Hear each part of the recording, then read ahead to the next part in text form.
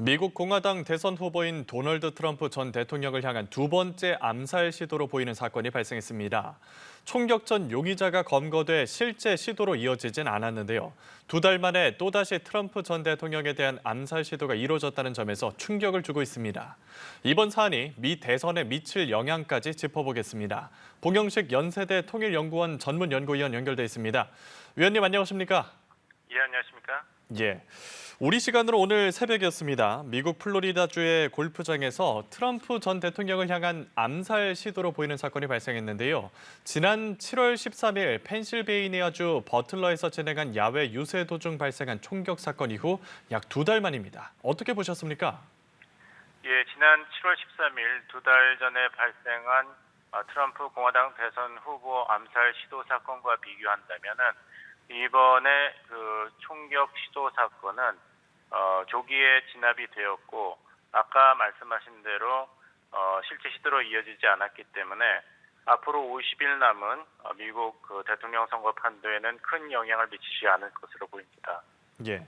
당시 상황을 자세히 좀 짚어보면 트럼프 전 대통령이 플로리다주 웨스트팜비치 트럼프 인터내셔널 골프클럽에서 골프를 치던 중 사건이 발생했는데요.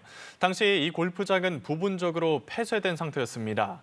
트럼프 전 대통령이 5번과 6번 홀 사이에 있었을 때 몇 홀 앞서가던 경호 요원들이 골프장 울타리 사이로 튀어나온 AK 유형 소총의 총구를 발견했고 즉각 대응을 했다고 전해졌거든요. 총격으로 이어지기 전에 제어하긴 했지만 상당히 위험했고 또 긴박했던 순간으로 보입니다. 위험하고 긴박했던 순간이었지만 그 담당 경찰에서 발표했듯이 도널드 트럼프 전직 대통령 그리고 공화당 대선 후보는 현직 대통령 수준의 전면적인 경호를 받지는 않습니다. 그래서 골프장 전체를 트럼프가 골프를 시작하기 전에 몇 시간 전부터 완전 폐쇄하는 정도의 그 경호 조치는 불가능했다고 이야기를 했죠. 예. 그래서 차량이 많이 다니고 이렇게 완전히 공개된 공간에서 트럼프 후보에게 해를 끼치는 그런 암살 시도가 있었습니다만은 이것이 실제 시도로 이어지기 전에 이렇게 용의자를 차단하고 검거를 했기 때문에 이것은 적어도 그 보안 책임자들 입장에서는 보안 실패로 보기보다는 성공으로 볼 수 있다는 말씀을 드리겠고 예. 또 도널드 트럼프 후보가 이 사건을 너무 확대를 한다면은 공화당 지지자들이 중요하게 생각하는 수정헌법 2조에 명시된 총기 소지의 자유를 제한하는 식으로 입장을 선회해야 됩니다.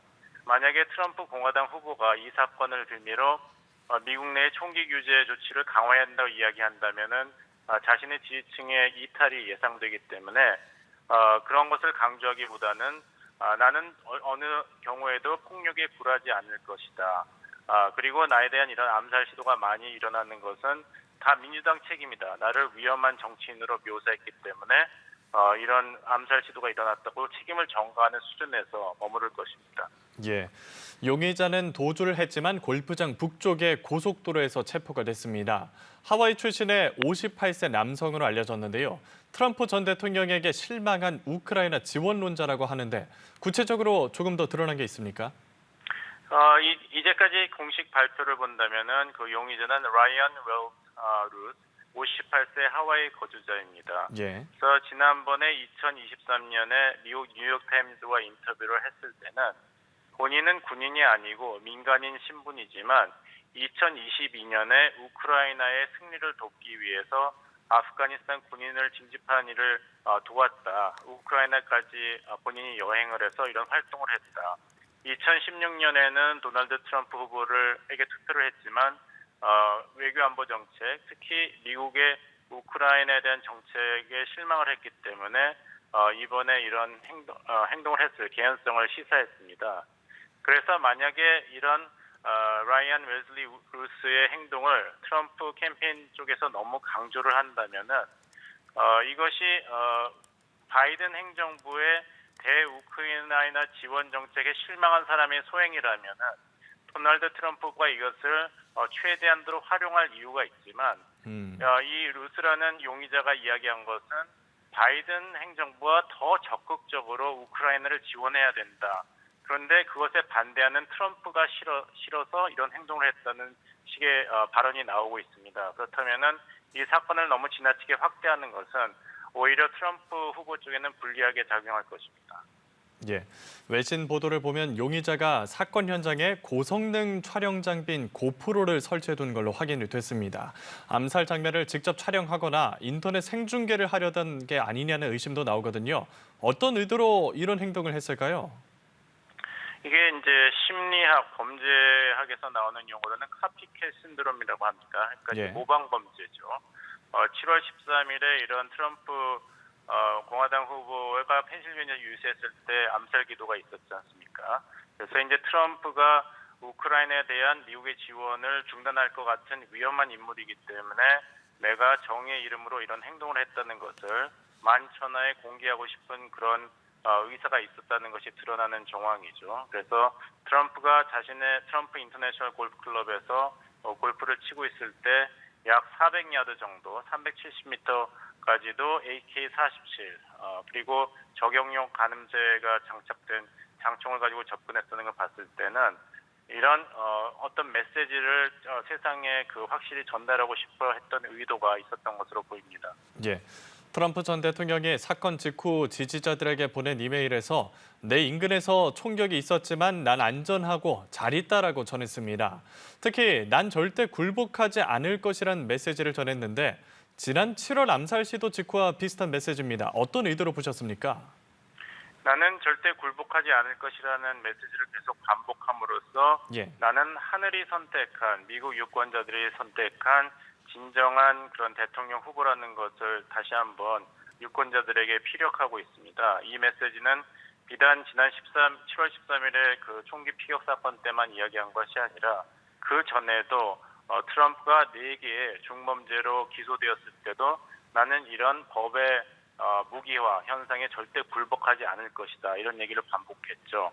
그래서 트럼프 후보는 계속해서 나는 당연히 이번 2024년 대선에서 승리할 것인데 그것을 잘 알고 두려워하는 바이든 행정부와 민주당 쪽에서 편법을 동원하고 극단적인 행동을 허용함으로써 그리고 앞으로는 불공정한 선거를 통해서 그것을 저지하려고 한다는 식으로 이야기함으로써 만약에 트럼프 후보가 11월 5일 대선에서 패배한다 하더라도 지난 2020년에 했던 것처럼 불법, 불공정 선거 결과 이런 결과가 나왔기 때문에 내가 사실상 대선에 승리했고 그 대선 결과에 불복하겠다는 그런 정치적인 행동을 할 일종의 복선을 지금부터 장기적으로 깔고 있는 것으로 보입니다. 예.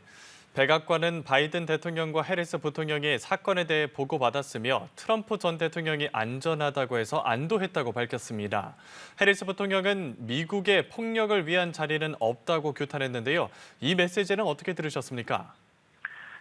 트럼프 측만 아니라 민주당 카말라 해리스 측에서도 이 사건을 지나치게 확대하는 것은 선거 캠페인에 도움이 전혀 되지 않는다. 이런 내부적인 결론을 낸 것으로 보여요. 예. 그래서 미국 어디에서도 폭력은 용납되지 않는다는 메시지를 보냄으로써 트럼프에 대한 어떤 순교자적인 이미지가 강조되는 것을 방지하면서도 또 민주당이 이런 여러 가지 트럼프에 대한 암살 시도에 어떤 개연도 없다는 것을 강조하고 폭력은 용납되지 않는다는 메시지를 강조함으로써 총기 소지와 총기 소지의 자유는 헌법적인 권리다.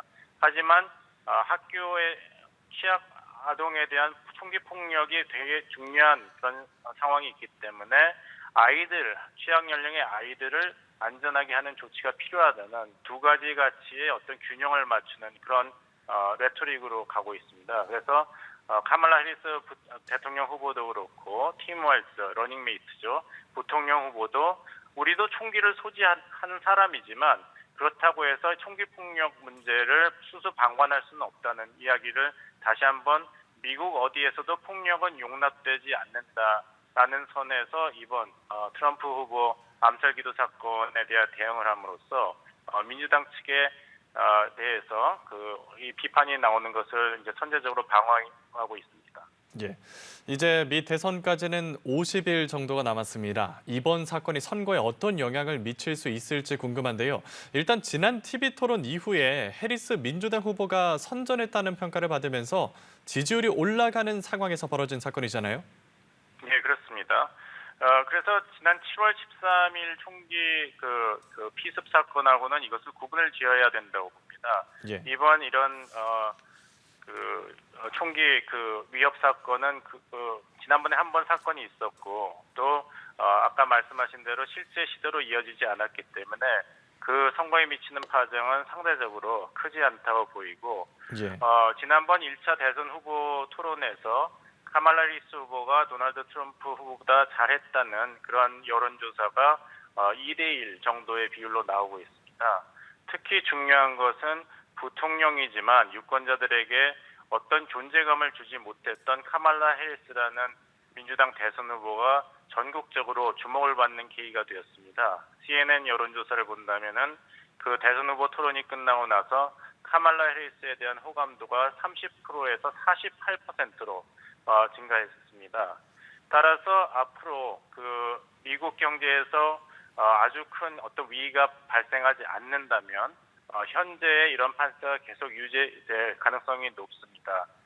따라서 유권자들이 이번 선거에서 가장 중요한 이슈라고 계속 손꼽아온 경제 상황이 악화되지 않는다면은 현재 어떤 추동력을 대선 후보 토론 이후로 받고 있는 민주당의 카말라 해리스 후보가 계속해서 유리한 고지를 점령할 것으로 예상이 됩니다. 예, 알겠습니다. 여기까지 들어보겠습니다. 봉영식 연세대 통일연구원 전분 연구위원과 함께했습니다. 위원님 고맙습니다.